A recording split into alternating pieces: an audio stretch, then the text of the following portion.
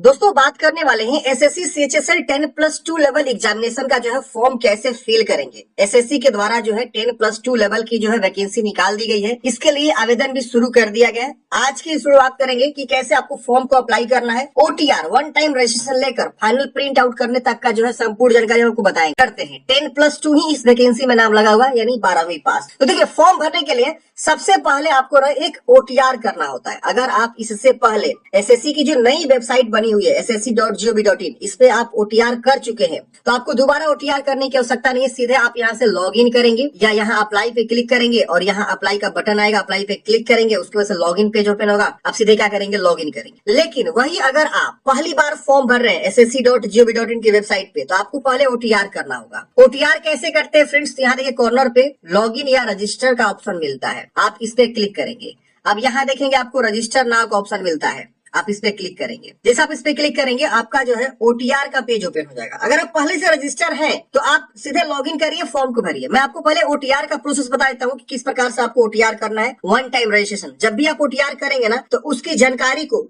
अपने पास सुरक्षित रख लेंगे, क्योंकि फ्यूचर में मान लीजिए अभी एसएससी जीडी आएगा या एसएससी सीजीएल आएगा या और जो भी वैकेंसी आएगा एसएससी के द्वारा, उसमें आप फॉर्म को अप्लाई कर पाएंगे। ओटीआर आपको एक बार ही करना है, बाकी जितनी वैकेंसी आती रहेगी सबको इसी ओटीआर से फॉर्म को अप्लाई करते रहना है। तो देखिए ये जो है बिल्कुल 4 स्टेप्स में बताऊंगा ओटीआर कैसे करना है। हम आपको कंटिन्यू पे क्लिक करना है। अब यहाँ पे आपको जो है फॉर्म ओपन हो जाएगा। अब यहाँ पे देखेंगे तो आपको जो इस तरह से आएगा कि क्या आपके पास आधार कार्ड है, यस करेंगे और अपना आधार कार्ड नंबर, दोबारा आधार कार्ड नंबर को लिखेंगे। अगर आपके पास जो है आधार कार्ड नहीं है, दूसरा चीज देना चाहते हैं तो नो करेंगे। यहाँ पे दूसरा आईडी प्रूफ आप यहाँ से चुनाव करेंगे और उसकी संख्या पे लिख देंगे। मैं रिकमेंड करूंगा कि आपके पास आधार कार्ड है तो आधार कार्ड के थ्रू जाइए, नहीं है तो बाकी आप अदर डॉक्यूमेंट्स को दे सकते हैं। फिर यहाँ पे अपना जो है नाम लिखेंगे जिस प्रकार से मैट्रिक के सर्टिफिकेट पे है। फिर यहाँ पे अपना जो है दोबारा लिखना है। तो हर चीज को 2-2 बार आपको लिखना है। आपने कभी अपना नाम चेंज किया तो यस करेंगे वरना नो करेंगे। जेंडर बताएंगे मेल फीमेल, ये भी 2 बार आपको बताना है। डेट ऑफ बर्थ, दोबारा डेट ऑफ बर्थ लिखेंगे। फादर्स नेम, फिर मदर्स नेम, फिर यहाँ पे अपना मैट्रिक का जो है बोर्ड का नाम, तो कौन से बोर्ड से आपने पास किया हुआ। यहाँ पे आपको सभी बोर्ड देखने को मिलेंगे। यहाँ आप सर्च भी कर सकते हैं। तो कीवर्ड डालेगा तो वो आ जाएगा। देखिए बी मैंने डाला, यू डालेंगे तो यू से आएगा, यूपी बोर्ड देख रहे हैं, यहाँ मद्रास बोर्ड, बहुत सारा है। आप देख लेंगे कौन से बोर्ड से आप 10वीं पास किए हैं। फिर आपको 10वीं का जो है यहाँ पे रोल नंबर, फिर रोल नंबर दोबारा, फिर पासिंग ईयर 10वीं का। अब यहाँ पे हाईएस्ट क्वालिफिकेशन मैक्सिमम कहाँ तक पढ़े हुए हैं। डिप्लोमा तक ही पढ़े तो डिप्लोमा, ग्रेजुएशन किए तो ग्रेजुएशन, पीजी किए तो पीजी, तो आप अपने अकॉर्डिंग यहाँ पे बताएंगे। इसके बाद यहाँ पे आपको बताना है दोबारा से उसी चीज को। फिर यहाँ पे अपना मोबाइल नंबर, यहाँ ईमेल एड्रेस लिखेंगे और सेव एंड नेक्स्ट वाले ऑप्शन पे क्लिक करेंगे। मोबाइल और ईमेल लिख के जैसे अपना कर्सर यहाँ से हटाएंगे, तुरंत यहाँ पे एक बटन इनेबल हो जाएगा सेंड ओटीपी का। तो आप सेंड ओटीपी पे क्लिक करेंगे तो आपकी मोबाइल पे ओटीपी चला जाएगा और सेंड ओटीपी पे दोबारा क्लिक करेंगे तो आपके ईमेल पे ओटीपी चला जाएगा। तो ऐसे आपको जो है दोनों पे ओटीपी भेज लेना है। अभी यहाँ पे जो है कुछ एरर आ रहा है, आप यहाँ देख सकते हैं। तो ओटीपी आप यहाँ पे भेज लेंगे, जो भी आपका ओटीपी यहाँ पे जाएगा प्राप्त होगा उसे वेरीफाई कर लेना है। तो फ्रेंड्स यहाँ पे देखेंगे तो ओटीपी मेरे पास इस प्रकार से आ जाएगा और यहाँ पे हम ओटीपी को वैलिडेट कर लेंगे। ओटीपी यहाँ वैलिडेट हो जाएगा। फिर यहाँ पे अगेन हम ओटीपी को इसको भी वैलिडेट कर लेंगे लिख के। तो मेरे पास ओटीपी आसानी से आ गया, वैलिडेट भी हो गया। अब हम यहाँ पे सेव एंड नेक्स्ट वाले ऑप्शन पे क्या करेंगे, क्लिक करेंगे। सेव एंड नेक्स्ट करते हैं फ्रेंड्स, यहाँ पे आपका पर्सनल डिटेल्स जो है सबमिट हो जाता है सक्सेसफुली। अब आपको क्या करना है, यहाँ से क्लोज कर देना है और तुरंत आपके मोबाइल पे एक एसएमएस आ गया होगा। जी हाँ दोस्तों, जैसे आप यहाँ पे 7 नेक्स्ट करेंगे ओटीपी वैलिडेट करने के बाद से तुरंत आपके मोबाइल और ईमेल दोनों पे एक एसएमएस आ गया। उस मोबाइल के एसएमएस में आपको एक रजिस्ट्रेशन नंबर रहेगा और एक पासवर्ड रहेगा। आपको क्या करना है, लॉग इन करना है। आप मोबाइल को एसएमएस को भी चेक करेंगे और ईमेल के एसएमएस को भी चेक करेंगे। दोनों पे जो है सेम पासवर्ड रहेगा, सेम रजिस्ट्रेशन नंबर रहेगा। तो यहाँ पे नेक्स्ट बार बार करने पे ही यहाँ पे सबमिट हुआ है। अगर आप ट्राई करेंगे तो सर्वर एरर आएगा, आपको देखने को मिलेगा इंटरनल सर्वर एरर। लेकिन हमने बार बार यहाँ पे ट्राई किया तो यहाँ पे जो है यहाँ पे सक्सेस हो गया। अब हम इसे क्या करेंगे, क्लोज कर देंगे यहाँ से और उसके बाद हम लॉग इन करेंगे। लॉग इन करने के लिए आपको आना होगा फिर से होम पेज पे। यहाँ पे आपको लॉग इन का सेक्शन मिलेगा, इस पे क्लिक करेंगे। जो आपको रजिस्ट्रेशन नंबर प्राप्त हुआ है एसएमएस के तौर पे, आप यहाँ लिखेंगे, पासवर्ड लिखेंगे, कैप्चा कोड भर के लॉग इन करेंगे। लॉग इन करते हैं फ्रेंड्स, यहाँ बोलेगा कि please set a new password. मतलब क्या कि जो आपको पासवर्ड प्राप्त हुआ है मोबाइल पे और ईमेल पे, वो पासवर्ड को बदलना है, रीसेट करना है। तो आपका जो ओल्ड पासवर्ड है, मतलब क्या कि जो एसएमएस के तौर पे आया है, ईमेल पे आया है, वो पासवर्ड आप यहाँ लिखेंगे और नया पासवर्ड एक बनाना है आपको। पासवर्ड एक नया जो बनाएंगे अब वही पासवर्ड आपका हमेशा रहेगा। तो हम यहाँ पे ओल्ड पासवर्ड क्या करते हैं, लिख लेते हैं, जो भी हमको ईमेल पे प्राप्त हुआ या मोबाइल पे प्राप्त हुआ है, दोनों सेम ही है। अब यहाँ पे हम नया पासवर्ड बनाएंगे। पासवर्ड हमारा जो है कम से कम 8 कैरेक्टर का होना चाहिए।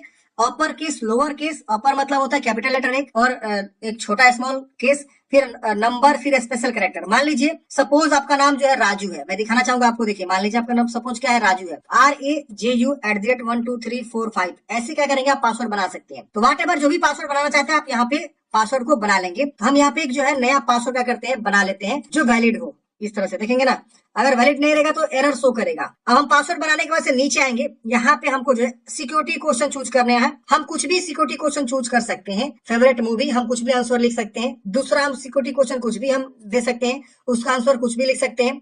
फिर हम यहाँ पे सेव एंड नेक्स्ट कर देंगे। सेव एंड नेक्स्ट करते ही आपका जो है पासवर्ड क्रिएट हो जाता है सक्सेसफुली। यहाँ सक्सेस का मैसेज भी जनरेट हो जाता है। अब हम इसे क्या करेंगे, क्लोज कर देंगे। क्लोज करते हैं फ्रेंड्स, अब हमको जो है रीडायरेक्ट कर देगा लॉगिन वाले पेज पे। देखिए लॉगिन वाला पेज आ गया। अब हमारा जो है ओटीआर यहाँ पे कंप्लीट हो जाता है। अब हमको क्या करना है, यहाँ लॉगिन भी करना है। थोड़ा सा और एक स्टेप तो बाकी है। ये देखिए हमारा पासवर्ड क्रिएट हो गया, हम 2 स्टेप और करेंगे। तो अब हमें क्या करना होगा, यहाँ जो रजिस्टर नंबर हमें प्राप्त हुआ है वो रजिस्टर नंबर लिखेंगे। हमने जो नया पासवर्ड सेट किया, अब वो पासवर्ड लिखेंगे यहाँ पे और इस कैप्चा कोड को यहाँ भरेंगे जो यहाँ पे लिखा हुआ है मेरे केस में, और यहाँ लॉगिन करेंगे। लॉगिन करते हैं, तीसरा स्टेप खुलेगा। यहाँ पे आपको एडिशनल जानकारी भरना है, आपको कैटेगरी बताना है, ईडब्ल्यूएस है, SC ST OBC या जनरल है। तो आपका जो भी कैटेगरी है आप अपने कैटेगरी को यहाँ पे अच्छे से चूज कर लेंगे। फिर यहाँ दोबारा वेरीफाई कर लेना, मतलब दोबारा आपको चूज करना है। नेशनलिटी बताना है, सिटीजन ऑफ इंडिया। यहाँ पे अदर कोई नेशनल है तो आप उसके बारे में बताएंगे, कॉन्टेक्ट वगैरह। विजिबल आइडेंटिफिकेशन मार्क्स, बॉडी में क्या पहचान, जैसे तिल का निशान, कटाक का निशान, जला का निशान, कोई भी एक जो है बॉडी का पहचान बताना है। विकलांग है तो यस करेंगे और अपने विकलांगता के बारे में यहाँ से आपको बता देना है। नहीं विकलांग है तो नो कर दीजिएगा। यहाँ पे आपको परमानेंट एड्रेस भरना है, जो भी आपका परमानेंट एड्रेस है यहाँ भरेंगे। जैसे मान लीजिए आपका, मान लीजिए गांव है विलेज रामपुर, तो आप यहाँ रामपुर ऐसे लिख देंगे। ठीक, पोस्ट आपका है तो पोस्ट लिख के, जो भी आपका मान लीजिए पोस्ट है रामपुर, रामपुर। थाना जो भी आप थाना यहाँ पे मान लीजिए रामेपुर है तो ऐसे आप लिखेंगे। तो जो भी आपका प्रॉपर एड्रेस है, गाँव से आप आते हैं तो गाँव की तरह जो एड्रेस विलेज पोस्ट थाना होता है वैसे से लिखेंगे।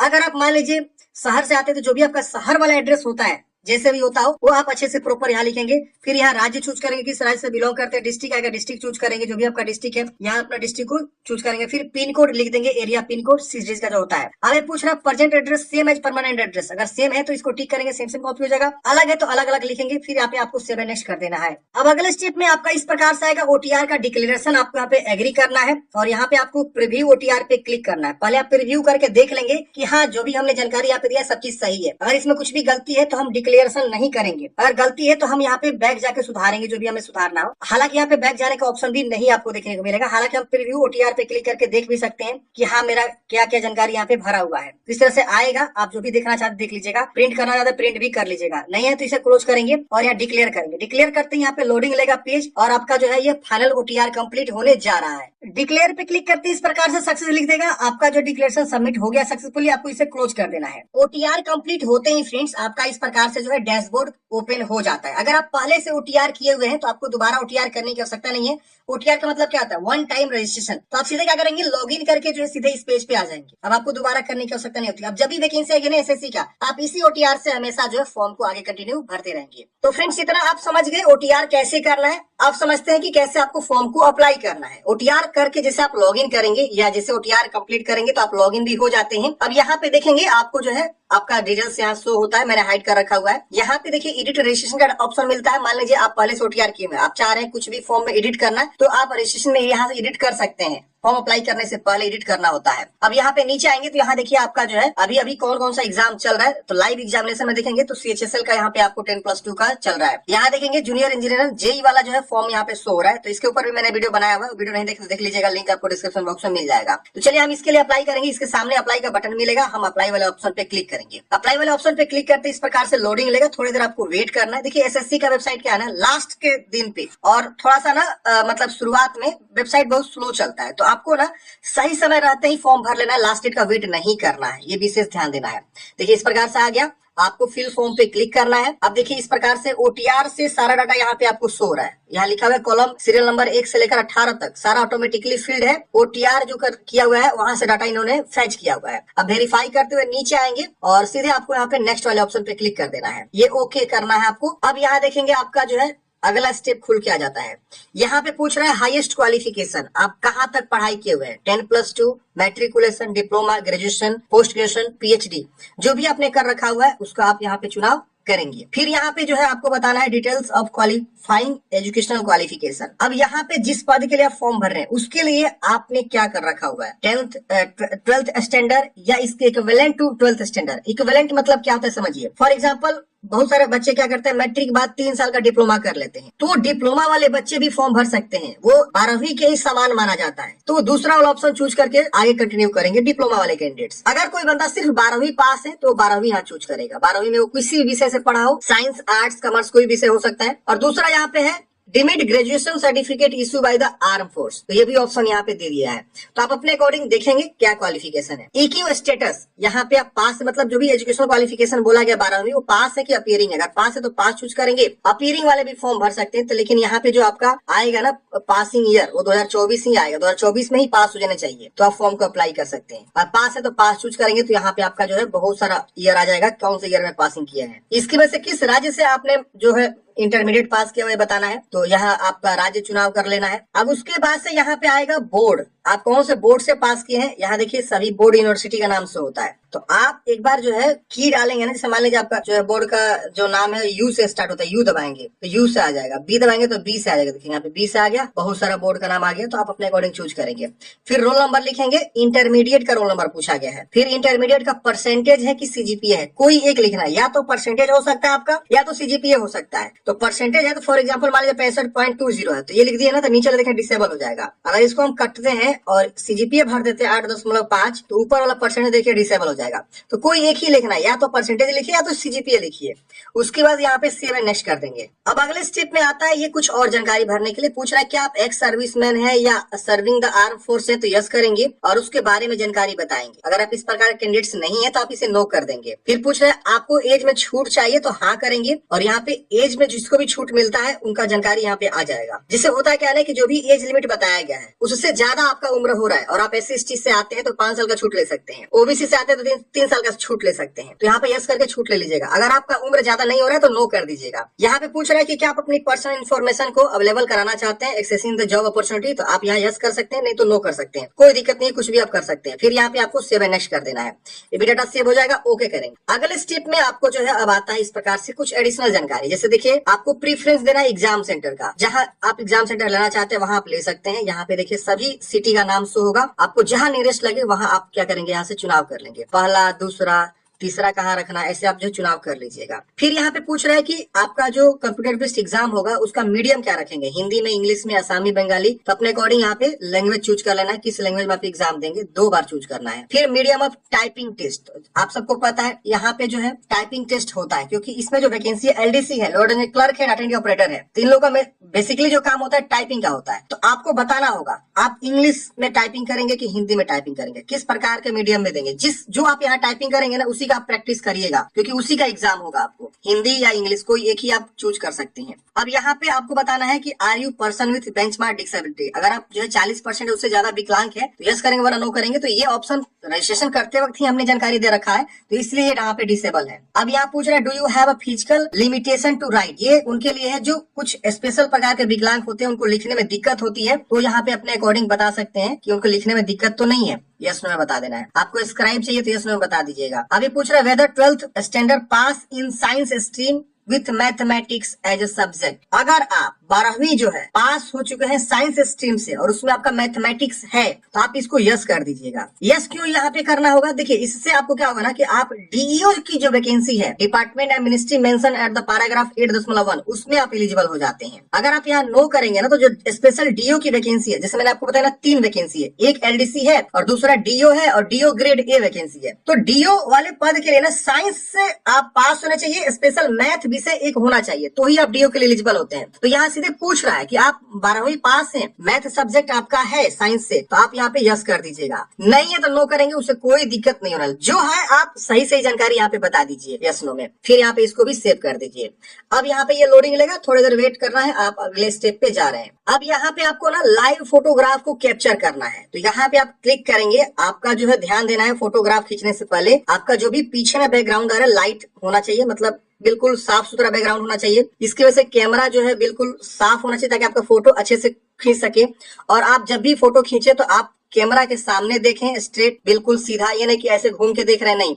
इसकी वजह से आप ध्यान दीजिए कि कोई कैप ना पहने हो, मास्क ना लगाए हो, कोई ग्लास वगैरह नहीं पहने हो, तो इस चीज को विशेष ध्यान देकर ही आपको लाइव फोटो खींचना है। यहाँ कैप्चर लाइव फोटो पे क्लिक करेंगे, आपका जो है कैमरा आ जाएगा और आप फोटो को खींच लेंगे। देखिए एक और ऑप्शन इन्होंने दे रखा हुआ है, इस QR कोड को आप स्कैन करेंगे ना तो एक प्ले स्टोर पे लेकर जाएगा और एक एप्लीकेशन डाउनलोड करने के लिए बोलेगा। जैसे आप इस एप्लीकेशन को डाउनलोड करेंगे ना तो उसमें बोलेगा कि आप अपना यूजर आईडी पासवर्ड लिख के लॉग इन करिए। तो एसएससी का यूजर आईडी पासवर्ड जैसे आप लिख के लॉग इन करेंगे ना फ्रेंड्स, तो वहां पे आएगा कि आप अपना लाइव फोटो यूज करिए। तो आप तुरंत जो है वहां लाइव फोटो अपना जो है खींच सकते हैं, मोबाइल के कैमरा को यूज कर सकते हैं। तो इसलिए इन्होंने जो है एक एप्लीकेशन बना के दे दिया। ये बहुत अच्छा है। अगर आपका लैपटॉप का कंप्यूटर जो है साफ फोटो नहीं खींच पा रहा है या आपको फोटो खींचने में दिक्कत हो रही है ना, तो आप इसको स्कैन करिए, प्ले स्टोर से एक एप्लीकेशन मिलेगा, उसको डाउनलोड करिए और उसके बाद आप क्या करिए, फोटो को खींचिए, अपने मोबाइल के कैमरे को यूज करिए। तो ये भी एक प्रोसेस है। अगर आप बोलिएगा तो मैं अलग से वीडियो लेकर आ जाऊंगा, इसके ऊपर कमेंट बॉक्स में बता सकते हैं कि मोबाइल से कैसे जो है आप फोटो खींचेंगे अपने मतलब मोबाइल कैमरा यूज करके। चलिए हम यहाँ पे एक लाइव फोटो खींच लेते हैं। फिर यहाँ पे आपको सिग्नेचर अपलोड करना है, स्कैन किया हुआ 10 से 20 कभी के बीच स्कैन किया हुआ जेपीजी में आप यहाँ पे जो है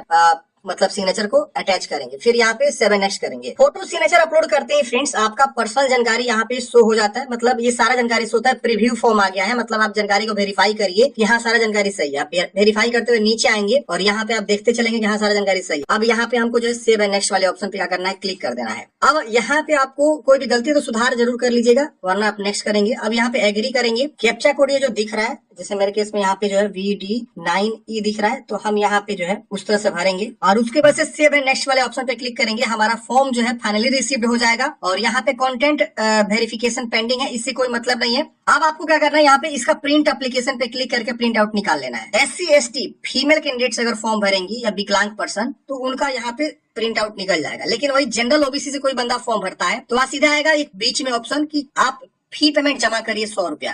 तो 100 रुपया आपको जमा करना पड़ता है, उसके बाद जो है आप यहाँ पे फाइनल प्रिंट आउट निकाल पाते हैं। लेकिन मेरे केस में SC ST कैंडिडेट्स हैं तो यहाँ पे उनको जो है प्रिंट करने का ऑप्शन सीधे मिल रहा है। इनका फॉर्म जो फाइनल सबमिट हो चुका है। आप चाहे आप प्रिंट कर सकते हैं, आप चाहे तो गो टू डैशबोर्ड पे आ सकते हैं। तो पहले प्रिंट कर लीजिएगा, फिर आप डैशबोर्ड पे आइएगा। डैशबोर्ड पे आते हैं फ्रेंड्स, यहाँ पे आप देखेंगे अब आपको यहाँ पे एप्लीकेशन हिस्ट्री में या माई एप्लीकेशन पे जाएंगे तो यहाँ पे आपका शो कर देगा कि आपने जो है ये वाला फॉर्म जो है भर दिया है। आप यहाँ स्टेटस दे सकते हैं, प्रिंट वगैरह भी देख सकते हैं। अभी तक आपने कौन कौन सा फॉर्म भरा हुआ है, यहाँ पे आपको स्टेटस और प्रिंट करने का ऑप्शन भी देखने को मिल जाता है। तो आशा करता हूँ फ्रेंड्स आपको जानकारी समझ में आया होगा। आपके मन में कोई भी डाउट्स है, कमेंट बॉक्स में पूछिएगा। मिलते हैं किसी नेक्स्ट वीडियो में। जय हिंद, आपका दिन शुभ हो। वीडियो अच्छा लगे तो प्लीज लाइक कर दीजिएगा और अपने दोस्तों को भी जरूर शेयर कर दीजिएगा।